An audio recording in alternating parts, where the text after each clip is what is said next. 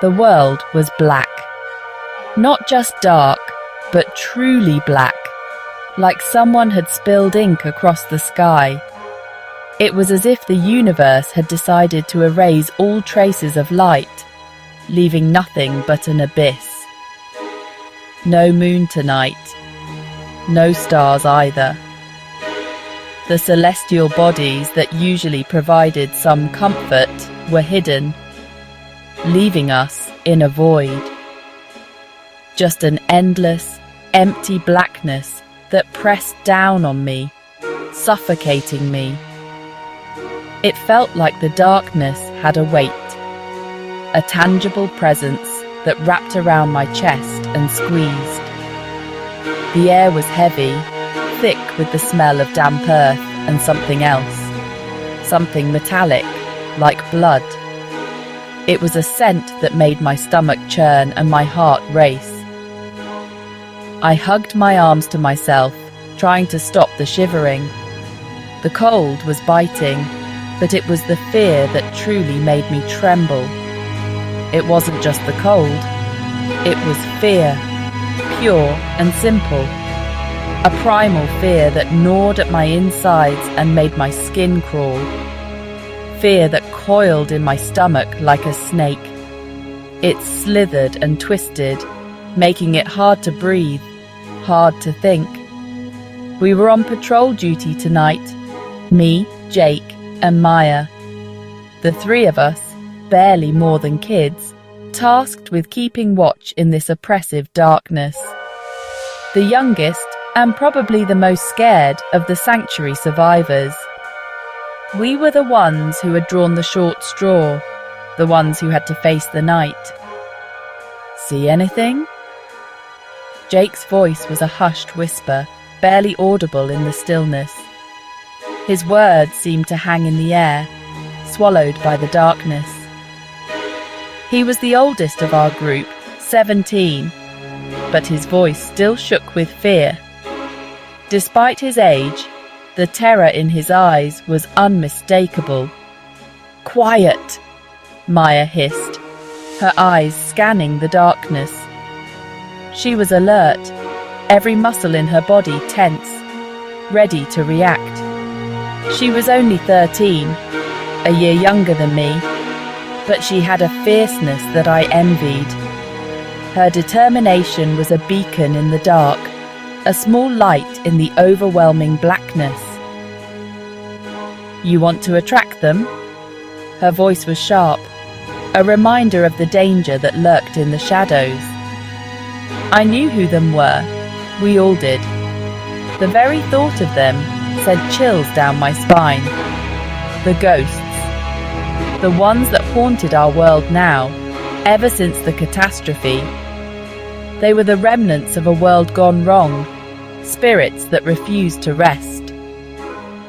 They were the reason we lived in the sanctuary, a walled-off community that was supposed to be safe. The walls were meant to keep the ghosts out, to protect us from the horrors outside. Tonight, though, even the sanctuary didn't feel safe. The darkness seemed to seep through the walls, bringing with it a sense of dread. Not with this heavy darkness pressing in from all sides. It felt like the night itself was alive, watching us, waiting for the perfect moment to strike. "We should head back," I whispered, my voice catching in my throat. The forest seemed to close in around us, every shadow a potential threat. My heart hammered against my ribs, each thump a drumbeat of terror. It felt like it might burst out of my chest at any moment. "We can't," Maya said, her voice firm despite the tremor in her hands. Her eyes were wide, reflecting the dim light, but there was a steely resolve in them. She held her crossbow tightly, her knuckles white. The weapon was our only defense against the unknown horrors lurking in the dark. "We have to finish the patrol. It's our duty." Her words echoed in the silence, a reminder of the responsibility we bore. Duty. We were always told about duty. It was drilled into us from the moment we could understand. About protecting the sanctuary, about honouring the ones we had lost. Each name etched into our memories, a constant reminder of the stakes. But all I could think about was getting back to the dim safety of our makeshift homes, back to the flickering candlelight that held the darkness at bay, at least for a little while. The thought of that small comfort was almost enough to make me turn and run. Jake shifted his weight from one foot to the other, his eyes darting nervously around. He was always the most skittish of us, but tonight his fear was palpable. He gripped his flashlight so tightly that his knuckles had turned white. The beam of light wavered slightly, betraying his trembling hands.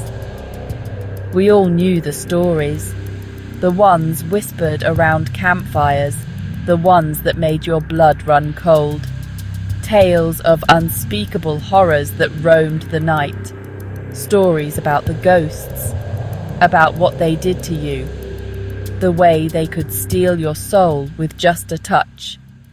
Did you hear that? Jake's voice was barely a whisper. His eyes were wide with fear, scanning the darkness for any sign of movement. I held my breath, listening. The silence was deafening, every second stretching into an eternity. At first, there was nothing but the sound of our own ragged breathing, each breath a reminder of our fragile existence. Then I heard it, a faint scraping sound, like something being dragged across the ground. It sent a shiver down my spine. It was coming from the woods ahead, from the heart of the darkness that we were supposed to be guarding against. The very place we were warned never to venture too close to. We huddled closer together, our fear binding us in a silent pact. We knew we had to face whatever was out there, but the terror was almost paralyzing. With a deep breath, we steeled ourselves. We had a duty to fulfill, and no matter the fear, we would see it through. Together, we would face the darkness. We froze, our bodies tense, our eyes straining to see through the oppressive darkness. The forest seemed to close in around us, every shadow a potential threat, every rustle a sign of danger. The scraping sound came again, closer this time. It was as if something was dragging itself through the underbrush, inching nearer with every passing second. It was followed by a low moan, a mournful sound that sent chills down my spine. The moan seemed to echo through the trees, amplifying our fear. "What was that?" Jake whispered, his voice trembling. His eyes were wide with fear, reflecting the dim light of our headlamps. "Shh," Maya hissed, her eyes narrowed. She was trying to be brave, but I could see the fear in her eyes too. "We need to be quiet." Her voice was barely a whisper, but it carried the weight of our collective anxiety. We stood there for what felt like an eternity, our bodies rigid with fear, listening to the sounds of the night. Every second stretched into an hour, every minute into a lifetime. The wind rustled through the trees, its whispers sounding like ghostly voices. It was as if the forest itself was alive, watching us, waiting for us to make a move. An owl hooted in the distance, its call echoing through the silence. The sound was both comforting and eerie, a reminder that we were not alone. But the scraping sound didn't return. We held our breath, waiting, hoping that whatever it was had moved on. Slowly, cautiously, We moved forward. Each step was a test of our courage. Each movement a battle against the fear that threatened to paralyze us. Every creak of a branch, every rustle of leaves, sent our hearts racing. The forest was a symphony of sounds, each one more terrifying than the last.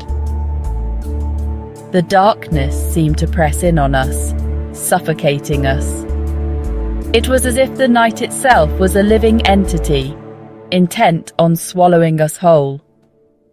I felt a drop of cold sweat trickle down my back. My heart was pounding in my chest, each beat a reminder of the danger we were in. We reached the edge of the woods and peered into the darkness. The trees loomed over us, their branches like skeletal fingers reaching out to grab us. The trees stood like silent sentinels, their branches intertwined overhead, blocking out what little light remained in the sky. It was as if we had entered another world, one where light and hope were distant memories. The air was heavy with the smell of decay and damp earth. It was a smell that spoke of death and decay, of things long forgotten and left to rot. It felt like we were stepping into the belly of a beast. Each step took us deeper into the unknown, into a place where the rules of the world we knew no longer applied. "Do you see anything?" I whispered, my voice barely a breath. Maya shook her head, her eyes scanning the darkness. "No, but I can feel it. Something's here." She was right. The air felt different here, charged with an unseen energy. It prickled my skin, raised goosebumps on my arms. It was the kind of feeling that told you to run, to get as far away from this place as possible. Then we heard it again, the whisper. It was faint, barely audible, but it was definitely there. It seemed to come from everywhere and nowhere at once, a soft, sibilant whisper that slithered through the darkness. What did it say? Jake's voice was high-pitched, panicked. I strained to make out the words, my blood turning to ice in my veins. The whisper came again, closer this time, and I understood. It said, "Help me." But it wasn't the words that terrified me. It was the voice. It sounded human,